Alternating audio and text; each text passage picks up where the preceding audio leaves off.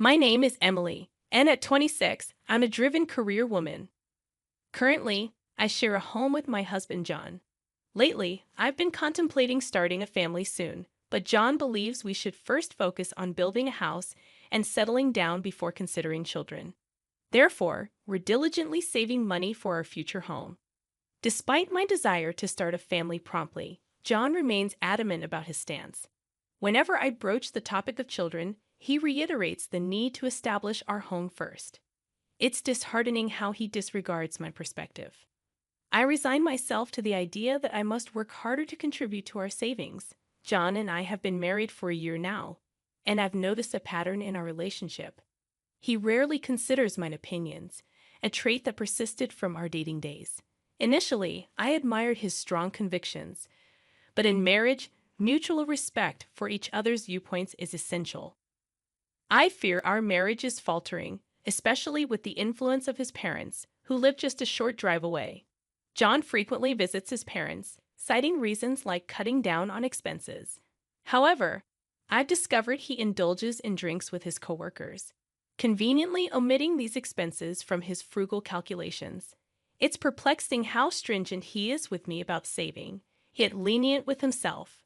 His frugality extends to trivial matters like conserving hot water and turning off lights prematurely, directives he imposes solely on me. If only he extended the same standards to himself, perhaps our relationship wouldn't feel so one-sided. I would be seething with anger. However, he seems to believe it's acceptable to impose his ideas on others. Every week, when we visit his parents' house, a new problem surfaces. Hasn't it been a year since you got married? We want some good news soon. Well, we'll be able to see our grandchild, exclaims both my in-laws, putting immense pressure on me.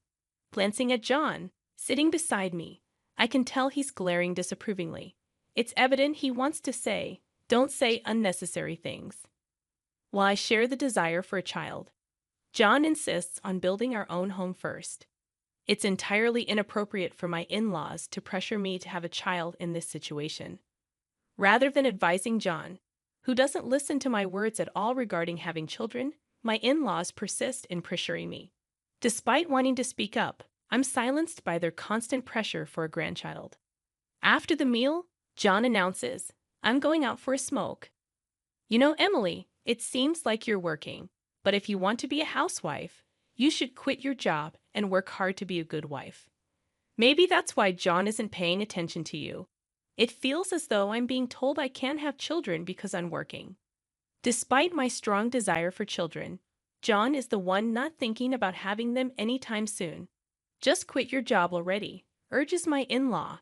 I retort, it was John who asked me to work. Why don't you talk to John first before constantly lecturing me? Expressing my anger, I continue. When it comes to having children, I want them too. But it's John who stubbornly refuses to listen to me until we have our own home. Instead of nagging at me, why don't you make sure you tell your son the truth? My words leave my in-laws in a state of shock. I excused myself with a simple apology and left the table, making my way towards the entrance.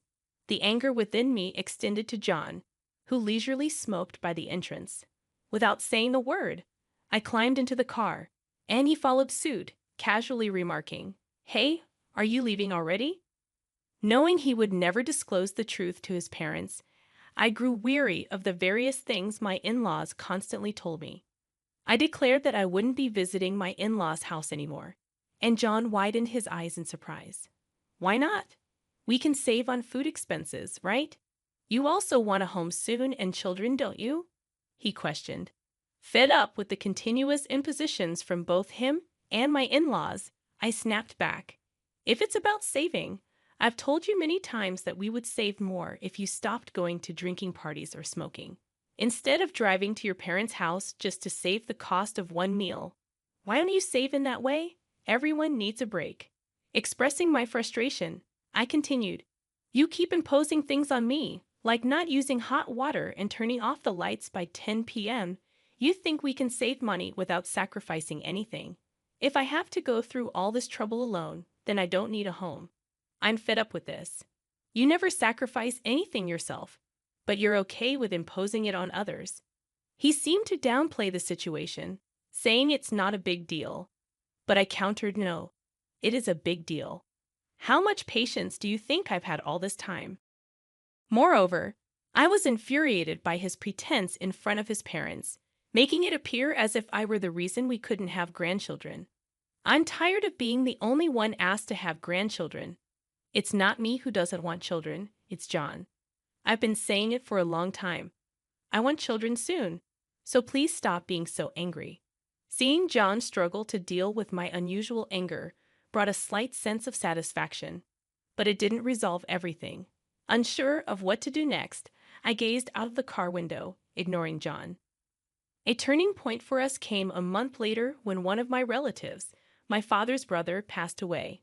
With several pieces of land, a luxurious mansion, and a lavish lifestyle, my uncle's passing became a revelation for John. Impressive. I didn't know you had such a remarkable relative, he remarked a few days later. Upon receiving news about my uncle's inheritance, I decided to discuss the details with the lawyer in our apartment. Recognizing that it was a matter exclusively related to me and had no bearing on John, I politely asked him to leave the room, especially since he seemed uneasy about the concept of inheritance. I wanted to spare him any potential trouble that could arise if he got involved. After about 3 hours of listening to the lawyer explain the intricacies of the inheritance, I thanked him and asked him to leave. However, to my surprise, John, who had been at home earlier, was nowhere to be found. Assuming he had probably stepped out to avoid interrupting my conversation with the lawyer, I started preparing dinner. Little did I know, 3 months later, John approached me, expressing, "There's something I want to show you," and took me for a drive. Excitement welled up as we entered a residential area, but my confusion grew when the car parked in front of a certain house. John then pressed the intercom, and my in-laws emerged from inside. However, it was evident that this house was not their home. "You finally made it. When are you and Emily moving over here?" "We're thinking of moving in by the end of this month," announced my father-in-law. He continued, blaming me for being a selfish daughter-in-law and accused me of always shifting the responsibility for having children onto John. I shot a disapproving glare at John, bewildered as to why he brought me here when I had clearly stated I wouldn't visit my in-laws anymore. Searching for an explanation, I questioned him, and he simply shrugged, stating, "Don't get so angry. If we live together, we can bridge the gap between you and my mom. Besides, this will be our new home from now on, so you should cooperate on the children issue as well. Live together." His revelation left me in disbelief. I hadn't agreed to living with them, especially after explicitly stating that I wouldn't go to my in-laws' house anymore. The situation was further complicated by the nature of the house. As John disclosed, it's a two-family house. My plan was always for us to live with my parents eventually. "So, what's the problem with living in a two-family house now?" he asked. The question lingered in the air as I mulled over the situation. Living in a two-family house seemed to be a significant issue, especially when considering our savings. According to our financial situation, building such a splendid new house was seemingly impossible. I couldn't fathom how John managed it. "My dad and I chipped in the money, so our savings are empty, but it's fine, right?" John casually mentioned. His nonchalant attitude perplexed me. He continued, "I heard your uncle's inheritance was worth $690,000. So, if you use that money to repay us for the cost of the two-family house, it should be fine, huh?" I was taken aback.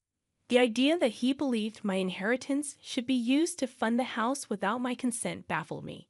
Even if I were to inherit the money, how I used it should be my decision, not his.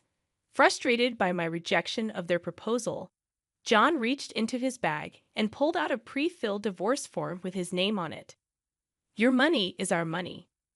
If you don't like living together, let's get a divorce," he declared. I took the divorce form from his hand, expressing, "Fine, if living together is the alternative, then divorce is the better choice." Firmly placing the divorce form into my bag, I turned my back on him and my in-laws, who looked stunned. Ignoring their reactions, I continued, "By the way, I renounced my uncle's inheritance. John froze with a bewildered expression. Without waiting for a response, I took a bus and headed home to our apartment. Upon arrival, I promptly filled in my name on the divorce form, which already had John's name on it. I then submitted the divorce papers and immediately purchased cardboard boxes at a home improvement store to start preparing for the move. Recognizing that I couldn't handle the move alone, I hired a moving company.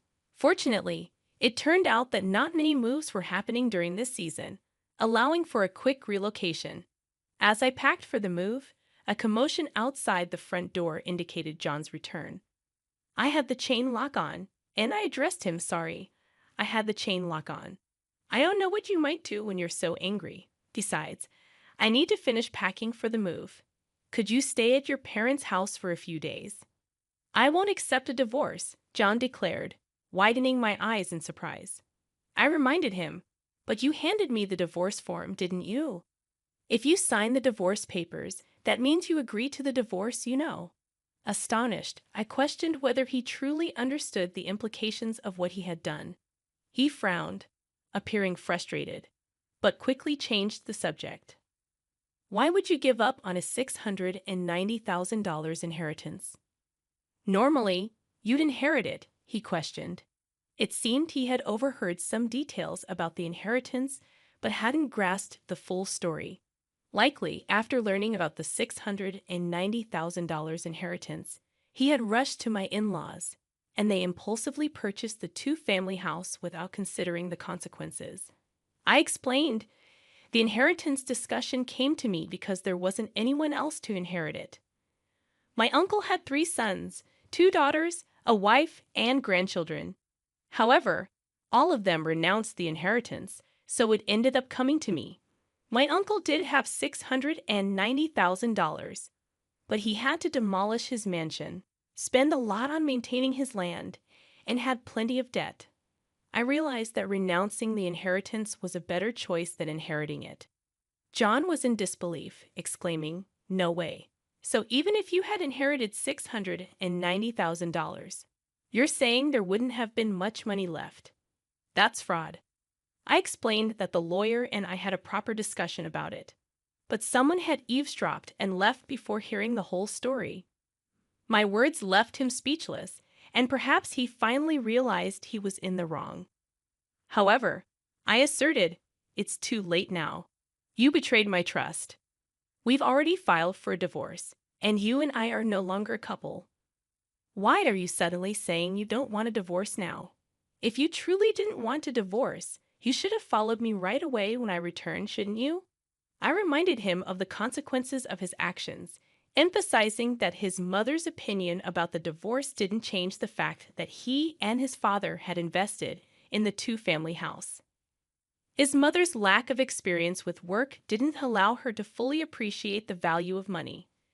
I sighed, realizing it wasn't my role to listen to his complaints about his parents. If we were still a married couple, I might have entertained the conversation. However, I reminded him, "You haven't submitted the divorce papers yet, have you?" He pleaded, "If you do it now, we can still be a couple. Please, let's live together in that two-family house." "I've already submitted the divorce papers, so it's pointless now," I replied. His expression slumped in front of the apartment door, appearing bewildered and lost. While I believed he brought this upon himself, I couldn't let him linger outside forever. Briefly considering sending him away, I realized I had no time to waste, so I continued with my preparations for the move. After a while, he was gone, and I proceeded with the move, informing my workplace about the divorce, especially since my boss had acted as our mediator. Feeling obligated to apologize for the divorce, I also shared the news with my coworkers who had been invited to our wedding during lunch break. Unexpectedly, he burst into my department in front of my coworkers, claiming, "It's absurd that you're talking about the divorce. I wish you hadn't mentioned it." He disclosed the situation in his department, assuming I had inherited an estate and suggested buying a two-family house. When faced with the choice between divorce or living together, I chose divorce. Consequently, he found himself being avoided by everyone. I even received sympathy from colleagues. Eventually, he quit his job. During this time, a male colleague confessed to me, saying, "I've actually liked you for a long time. I hope to build a home where we can communicate as a couple and work things out together."